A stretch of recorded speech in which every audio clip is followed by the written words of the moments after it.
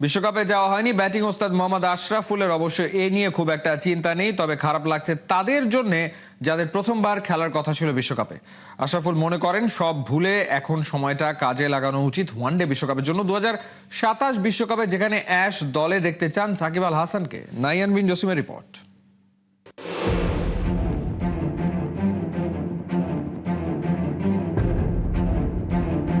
সবকিছু ঠিকঠাক থাকলে বাংলাদেশ দল এই সময়টায় থাকতে পারত ভারতে অথবা শ্রীলঙ্কাতে।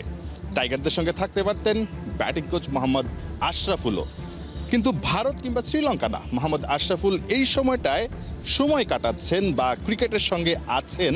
যে ছবিগুলো আপনারা দেখছিলেন, আসলে নিজে ব্যাট করছেন, শেখাচ্ছেন গোরান ক্রিকেট একাডেমিতে। মানে বিষয়টা কি আসলে ভেবেছিলেন কখনো যে এরকম একটা চ্যালেঞ্জের মুখে পড়বেন? না, দেখেন, বাংলাদেশ এই প্রথম এই বাস্তবতার মধ্যে পড়লো। কারণ 99 ওয়ার্ল্ড কাপ থেকে শুরু করে আমরা সবগুলো আইসিসি ইভেন্টই খেলেছি। খুব খারাপ লাগে যে পারভেজ ইমন, সাইফ হাসান তাদের প্রথম ওয়ার্ল্ড কাপ হতো বাংলাদেশ টিমের হয়ে, তো তারা খেলতে পারছে না। তো আমার লাইফে এরকম একটা ঘটনা হয়েছিল একদম শুরুতে, আমি যখন বাংলাদেশ টিমে সুযোগ পেয়েছিলাম। ওই ট্যুরটা কিন্তু হয়নি ইন্ডিয়া পাকিস্তানের সমস্যার কারণে। তারপরে 2001-এ আমরা এপ্রিলে জিম্বাবুতে গিয়েছিলাম। তো ওই বিষয়টা আমি শেয়ার করেছি আমার ওই প্লেয়ারদের সাথে। তো খারাপ লাগছে, এটা আসলে কারোর কন্ট্রোলের মধ্যে নাই, আমাদের প্লেয়ারদের ক্রিকেট বোর্ডের কন্ট্রোলে ছিল না। সেই জায়গায় তো আমাদের কিছু করার নাই। তো এই বছর কিন্তু আমাদের প্রচুর ক্রিকেট আর কি। ওয়ার্ল্ড কাপের পরে পাকিস্তান, নিউজিল্যান্ড আসার কথা, ইন্ডিয়া আসার কথা। আমরা অ্যাওয়ে ট্যুর 4টা ট্যুর আছে, অস্ট্রেলিয়া, সাউথ আফ্রিকা, জিম্বাবুয়ে, আয়ারল্যান্ডের সাথে ইংল্যান্ডে হবে। তো প্রচুর ক্রিকেট এভরি মান্থে আমাদের খেলা। হয়তোবা এই মাসটা আমরা ফ্রি পেয়েছি যেহেতু ওয়ার্ল্ড কাপ খেলা হচ্ছে না। এই জায়গাটা যদি আশরাফুল ভাই একটু অ্যাড করে, আপনি বলছিলেন যে প্রচুর খেলা, কিন্তু এই যে ক্রিকেট কূটনীতিতে যে আমরা একটা জায়গায় হয়তো বা জিতে গেছি, যে আমরা আমাদের জায়গায় ঠিক আছে, আমরা ভারতে যাইনি এবং আমরা বিশ্বকাপটা খেলিনি, এখানে গার্ডস দেখিয়েছি 100%। বাট ক্রিকেট কূটনীতিতে আইসিসি কিংবা বিসিসিআই এদের একটা কুটচালে পড়ে আমাদের সামনের খেলাগুলো বানচাল হওয়া বা একটা ঝামেলায় পড়ে যাওয়ার আশঙ্কা কি আপনি করেন? আমি আশা করি না, কারণ হলো 12ই ফেব্রুয়ারি আমাদের ন্যাশনাল ইলেকশনের পরে আমি আশা করব যে নতুন গভর্নমেন্ট এসে এই বিষয়টা ডেফিনেটলি ভালো মতন দেখবেন। এই যে এই সময়টা কঠিন একটা সময় বলবো এই কারণে যে একটা গ্যাপ, এই সময়টা আসলে ক্রিকেটারদের কি করা উচিত? নিশ্চয়ই বিসিবি থেকে প্ল্যান বা আপনারা একটা প্ল্যান সাজাচ্ছেন। এখন কিছুদিন ব্রেকের পরে ডেফিনেটলি ক্রিকেট বোর্ড চিন্তা ভাবনা করছেন, তারা হয়তোবা বিসিএল ওয়ানডে ক্রিকেট চালু করার প্ল্যান করছে, যেটা আমি শুনছি। তো অবশ্যই আমাদের 2027 ওয়ার্ল্ড কাপের প্ল্যান করা উচিত এখন থেকে আমার মনে হয়। যেহেতু আমরা টি-20 খেলছি না, আমাদের 2027 ওয়ার্ল্ড কাপে যদি ডাইরেক্ট খেলতে হয় আমাদের টপ 7-এ থাকতে হবে। আর আপনি যদি দেখেন যে লাস্ট 1-1.5 বছর আমরা ওয়ানডে ক্রিকেটটা ভালোও করছি না।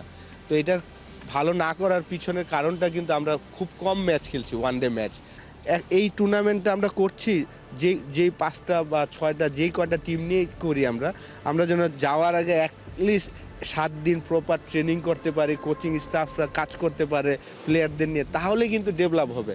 আমরা সবসময় দেখেন যে একটা টুর্নামেন্ট করি 7 দিন, 8 দিন, 10 দিনে শেষ করে ফেলি, কিন্তু ওইখান থেকে কিন্তু পারফর্মার বের হয়ে আসে না। বিসিবি সাকিব আল হাসানকে ফেরাতে চাচ্ছে, সবকিছু প্রক্রিয়া শুরু হয়েছে। আলটিমেটলি সবকিছু ঠিকঠাক থাকলে হয়তো বা ফেব্রুয়ারির শেষে বা মার্চের শুরুর দিকে, অর্থাৎ পাকিস্তান সিরিজের আগে সাকিব আল হাসানকে দেশে ফেরানোর প্রক্রিয়া চলছে। সাকিব হয়তো বা আবারও ন্যাশনাল টিমে খেলবেন। ওভারঅল ডিসিশনটাকে আপনি কেমন দেখছেন? আপনার কেমন লাগছে আসলে? সাকিব লাস্ট 1-1.5 বছর কিন্তু বিভিন্ন ফ্র্যাঞ্চাইজি টুর্নামেন্টে খেলে বেড়াচ্ছেন এবং তার ফিটনেস লেভেল আমার চোখে আমি বলবো যে এক্সিলেন্ট।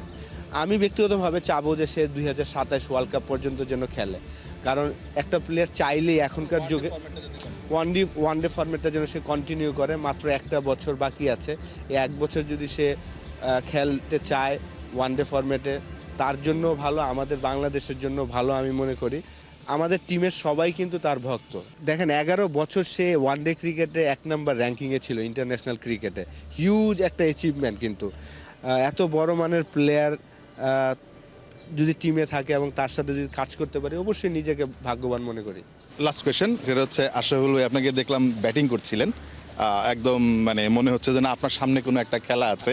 এনজয় করি, আমি ব্যাটিংটা এনজয় করি এখনও, এবং কোচিংয়ের পরে যখনই সময় পাই আমি চেষ্টা করি একটু ব্যাটিংটা করতে, তাহলে কমফোর্টেবল ফিল করি। যখন আমি কিছু কাউকে বলবো এবং ওই জিনিসটা যদি আমি করতে পারি এখনও, তখন বলাটা খুব সহজ মনে হয়।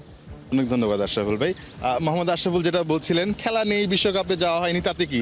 নিজেই ব্যাট করছেন, নিজে শেখাচ্ছেন, নিজের এলাকাতে যারা ক্রিকেটার আছেন, তবে অপেক্ষায় আছেন, খুব দ্রুতই আসলে মাঠে ফিরবেন। যারা ন্যাশনাল টিমের প্লেয়ার আছেন, 1-to-1 কাজ করতে চান, তাদের সঙ্গে কাজটা শুরু হবে।